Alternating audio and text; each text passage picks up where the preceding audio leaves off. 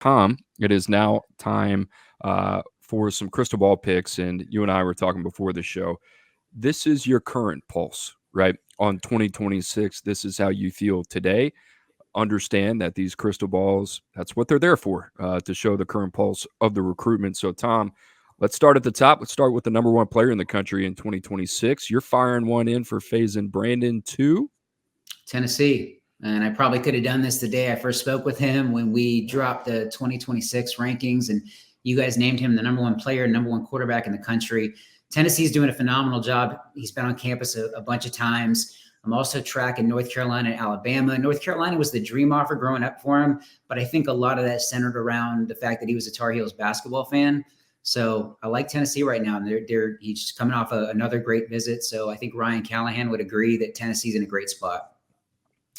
Drew, talk to me. You and I talked about it a little bit yesterday, but like on-field fit, off-field fit, Josh Heupel, young, talented quarterback with developmental upside. I mean, this makes a lot of sense, right?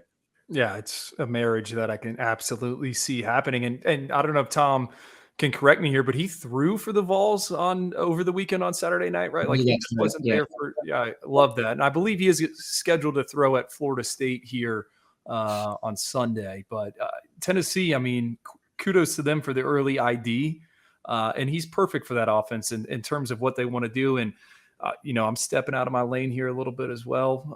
I heard early on.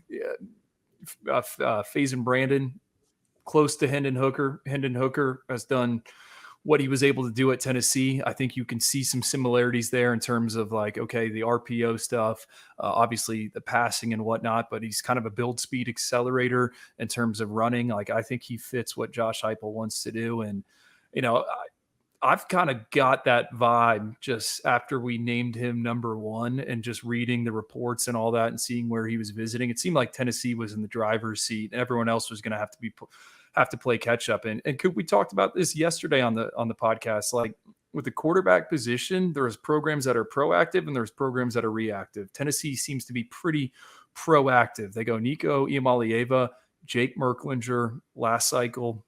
Like I just like what they're doing. Yeah, I think they're convicted there. And I think the one thing that you brought up that's pretty interesting, it seems like Tennessee was moving with a different type of urgency on this one before he was ranked the number one quarterback in the country. And you've seen a lot of people not so much follow with offers, but follow with a sense of urgency, maybe with Faizon Brandon that did not exist before that he was ranked where he is ranked now. So you got to give Tennessee a ton of credit. We'll see what happens. Long way to go. Florida State going to get their crack at him, a handful of other programs as well. Speaking of quarterbacks, one of our favorites, the number 2 quarterback in 2026, Ryder Lyons. Talk about a dude, number 7 player overall. Tom, you like him to USC. I do. And Ryder Lyons is in the running for maybe my favorite 2026 prospect, both on the field and off the field. His brother, Walker Lyons, went on a mission trip and ended up back at USC. But I've checked with a bunch of sources on this one, and USC seems to be the most likely landing spot for him. I just got a vibe that is the team to beat, not only now, but likely will be in the end. Michigan, UCLA, A&M, Oregon, and a few others are going to be in play. I mean, this guy's going to have every offer in the country. He's got a bunch already. But there's just something about USC that I feel like this is a perfect fit.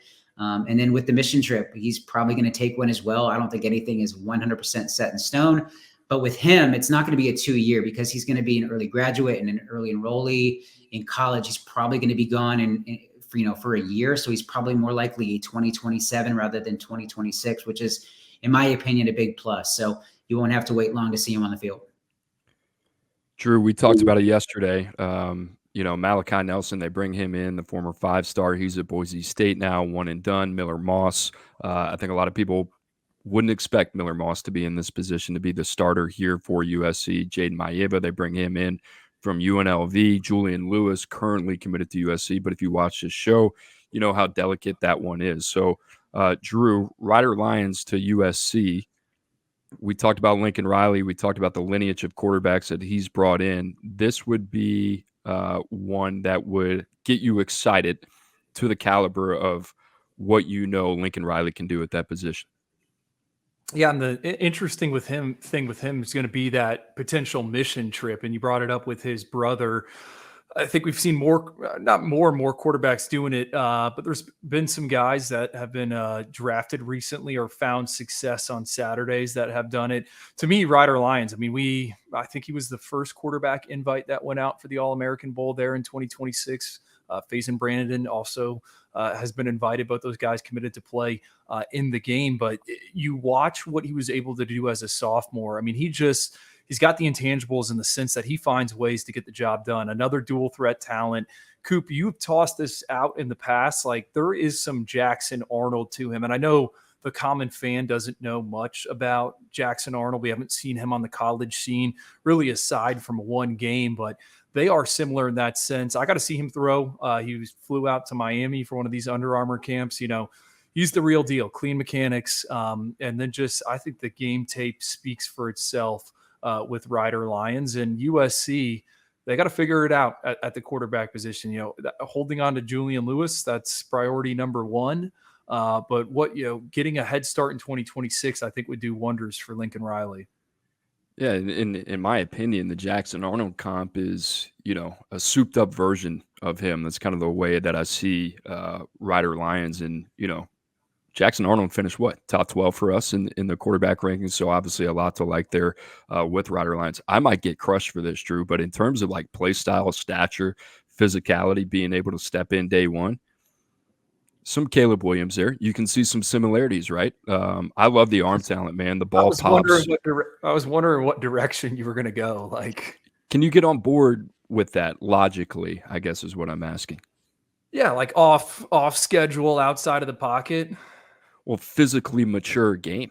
The thing about Caleb Williams, like from the time he was a senior in high school to what he is now, Caleb Williams has just always been an elite level prospect. And yes, he is incrementally improved throughout his time, both at Oklahoma and USC. But it wasn't like Caleb Williams, from a weight standpoint, from a height standpoint, was one of those guys that we talk about from a projection standpoint that grew 1 to 2 inches, from his junior to senior year or whatever that is. So I guess what I'm saying is, in terms of physical stature and competency to play the position, I think he's, a cut above a lot of those guys in 2026. Like, if you were to compare him to Faizon Brandon, I love the long-term developmental upside. I think Ryder Lyons is in a different place that I think could be a really good value for Lincoln Riley, just seeing the way that quarterback room is kind of shaken up right now. So, Tom, let's keep it moving. We'll go to the defensive side of the ball, and let's go with Tyler Atkinson, the number 16 player in the country, number 2 linebacker from the state of Georgia. Typically, these guys end up going to one program, which is Georgia. Tom, you're going to fire in your crystal ball here.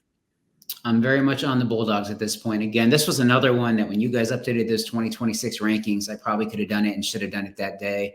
Really like where Georgia stands at this point, and it doesn't hurt that he models his game and idolizes essentially Georgia great Roquan Smith. Clemson just offered, and they're definitely going to be in play, in Tennessee, Auburn, Ohio State, and Texas, probably a couple others to watch. But at this point, it's hard to see the Bulldogs losing this one. I feel comfortable with an early pick here. I think Georgia's doing a great job, and I love the fit. I love this kid from a mental standpoint. Tremendous work ethic. Very excited about his upside. Who's like running number 2 in this thing for Tyler Atkinson? I'm kind of torn between like Tennessee and Auburn.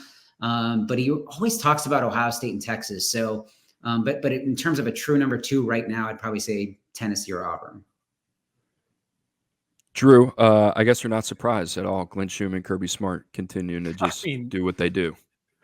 Right. But we've seen some of these ones that make a ton of sense go the other way recently, right? Caleb Downs, Sammy Brown. So they got to get it across the finish line, but I think he fits absolutely what Georgia wants to do on defense. And I think he's a guy that realizes, I'm going to come in and I'm going to compete for everything. And that's probably because he's been exposed to Georgia football in the glory days right now. Like, that's what he knows. I mean, this is a 7th, 8th grader at the time that got to see all those defensive players selected in the NFL draft. Like, I think that's where, it pays off for some of these kids locally. I mean, he saw him early on in that sophomore season at the Corky Cow Classic and knew about him from the FBU game. You start to know about some of these sensations, but he was the best player on the field. Like, your eyes continue to go to him.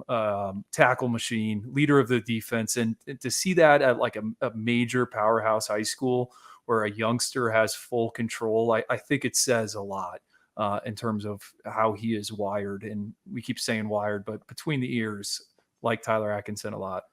Am I getting him mixed up with somebody else, or he was the one that worked out with two groups at the UA Combine in That is February? him. Is that right? Yeah, worked out with the second level linebackers, worked on ball as well. Quick twitch, explosive, can do a little bit of everything. I depending on how he grows, Drew, I can see him kind of being one of those guys that you can move back and forth. So Tyler Atkinson, we'll keep an eye on him to Georgia. Guys, just a quick reminder, if you want to get your questions answered, make sure to get those in right now. We'll get to those here shortly. We're going to continue with the 2026 Tom Malloy Crystal Balls. And Tom, this one fires me up. Elijah Golden, one of the best defensive linemen in the country out of IMG Academy. Where are you leaning on this one right now? The Fighting Irish.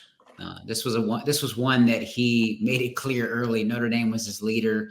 He loves everything about the program, the school. Head coach Marcus Freeman, defensive line coach Al Washington. But I feel great about this pick. Feel very comfortable with it. I think they're the leader today. Now, we obviously, Ivans, you just mentioned, it's about getting over the finish line, but he's been to campus multiple times. He's returning again on June 12th. Ohio State is another threat here that you need to keep an eye on. I'm seeing a lot of Notre Dame Ohio State battles in 26, so that's something to watch. But I recently tossed in a crystal ball pick for 24/7 Sports #1 safety Braylon Womack to Notre Dame, another 2026 standout. And then, honestly, I'm not too far off putting in a prediction for Blaine Bradford to potentially land at Notre Dame. I'm just trying to see how Notre Dame's going to play it. So that'll be interesting, but I feel really good about Notre Dame and Golden. Drew, the boys are cooking in South Bend. I think you and I have always talked about this. If Notre Dame can get guys like Elijah Golden, some of those guys, Blaine Bradford, that Tom has mentioned, you start to view Notre Dame in a different way than you viewed them in a long time where it comes to roster construction. And we talked about it yesterday when it came to the composition of that quarterback room. Now you're starting to see it, different positions, a point of attack. Elijah Golden is a different dude. He's a top 20 player in the country in 2026 for a reason. It just seems like Marcus Freeman, his staff are starting to kind of hit a stride here where I think you and I have always talked about this. The effort, the urgency, it's always been there. Now we're starting to see some of this traction and some of this kind of all of these, I would say, concerted efforts really kind of starting to come to fruition for Marcus Freeman and Notre Dame. Yeah, and I mean, the theme kind of with all these prospects that have been crystal balled by Tom is each one of those schools, early talent ID. Elijah Golden, not a ton of on-field production. He was at IMG Academy, and last year they had David Stone, Jaden Jackson, and a bunch of other guys that are going to be playing Power 4 football this upcoming year. So he kind of had to wait his turn, but everyone at IMG talks him up. I thought his pro day workout, one of the best I've seen for those front seven defenders in the 2026 cycle. And, I was asking the coaches about, hey, this Elijah Golden kid, what's kind of going on? We don't really have a ton of context. And they said, oh, you know what? Notre Dame loves him. And that was back in early February. And look at now, Tom Loy crystal balling him to the Irish. The one that stands out for me, Braylon Womack in Mississippi. I mean, we obviously love him, have him with a projected first-round grade so far in 2026. Like, if Notre Dame can get into going into a place like Mississippi and pulling a talent out like that, I mean, that is a good sign of what's to come in South Bend. All right, Tom, maybe one of my favorites right here on the 2026 crystal ball, Cederian Morgan. You talk about a freak from the Southeast. That's what he is, a number 20 player in the country, number 4 receiver. And, sometimes you need a little bit of a pat on your back coming from a place of humility. And I got to give Drew, I got to give the rest of the staff a lot of credit here. We talk a lot about early identification. Guess what? Us on the media side, we can do it too. Cederian Morgan, at the time of him being minted a top 20 player, Drew, please cross-check this. The offers that he held, Indiana, Central Florida, and Troy, I believe, right? Only 3 offers. Since then, it's been everybody and their mother. Alabama, Auburn. for the in-state prospect. Remember some conversations talking to some people around those type of programs. There was still a guy that they were very, very early on trying to feel out. That being said, camp season, I don't know if Cederian Morgan's been to camp for Alabama, Auburn, anybody else, but Tom, it seems like Kalen DeBoer likes what he sees, and it seems like Alabama could be getting some help from an in-state guy. Alabama State might have been in there as well on that early offer list, but I think they might get beat out by the Crimson Tide on this one. I feel good about Alabama to land Cederian Morgan. It was the dream offer growing up. He is very excited about the new staff and direction. Jamarcus Shepard and those guys is just a really good fit. And he got the offer recently. I mean, I was going to give you guys the shout out and the hat tip, but Cooper, you handled it. Great early ID on your part. You guys did a great job here. He's blown up ever since, and Auburn and Alabama and many others. And it'll probably come down to Auburn and Alabama when it comes to decision time. But the one school Cederian did mention early on that he really wanted an offer from was Ohio State. So keep an eye on the Buckeyes. We'll see if Brian Hartline and those guys get involved and make a run there. They know Cederian likes them a lot, so they have that in their back pocket. We'll see how that plays out moving forward. But right now, I feel great about it. I think Brett Greenberg would agree with me that Alabama's in a great spot. So that would be a big pickup for the Tide. But he's probably not close to making a decision anytime soon. But I like the Tide. Drew, do a little addition for me on Cederian Morgan, just where I think the thought process was when we got eyes on him for the first time, because it was really that camp in Nashville, the UA camp next series, that he showed up, and it was kind of like, I don't know. The ironic part is I have not seen a guy built like him in quite some time. It was kind of like a Jai Hall-ish, just in terms of the frame and the combination of size and speed. Well, everyone wants us to always open up the hood on the rankings process, right? I mean, credit to Gabe Brooks, who's on our scouting team. Credit to Hudson Standish. I mean, Gabe Brooks was, I think, watching a DB, saw Cederian Morgan in a clip and was like, okay, who the hell is this? And then you start digging into him. You see the testing. You watch his one-on-ones. I mean, he runs one route. I think it's a comeback where he snaps off the defensive back and he just climbs this imaginary ladder and plucks it out of the air. And it's like, okay, we have not seen many people in this class. We like the multi-sport. He's a basketball player. He's got this track and field context. And then you turn on the game tape checks out, and you're kind of asking around, all right, why is Alabama State and Indiana the only ones on the offer list? Where is the SEC? But we stuck with our guns. We shot him up there, and it looks like he's going to have no shortage of options. It's funny to me because, like, these kids, especially early on in the 26, like the whole recruiting process is so new to them. Some of these guys in like small towns, and it's like what they're saying now is going to be completely different a year from now once they've had a ton of exposure and reporters calling them and people trying to get them to play for this team and that team and all that stuff. But that's kind of, I don't know how he came to be, or am I missing something there, Cooper?